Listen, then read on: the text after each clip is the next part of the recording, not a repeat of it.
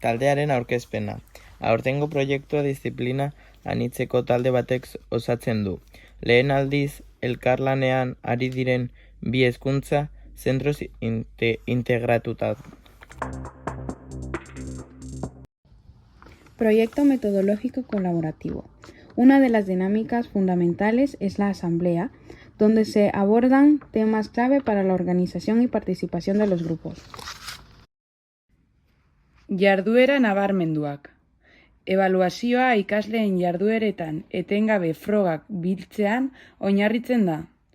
15-eroko feedbacka, hiruhileko txostenak eta amaierako akta barne hartzen ditu.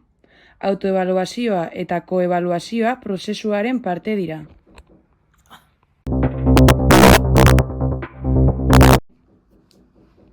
Proiektuaren komunikazio helburuak. Elektroreis talde berriaren komunikazio estrategia bere nortasuna sendotzeko eta presentzia publikoa hobetzeko diseinatua da. Aurten, Peñaskal eta IES Eskurtz elkartzeak ez du soilik taldearen gaitasun teknikoa ahalbidetuko. Baita bere eragin komunikatiboak indartzeko balio izango du. Estrategia de comunicación.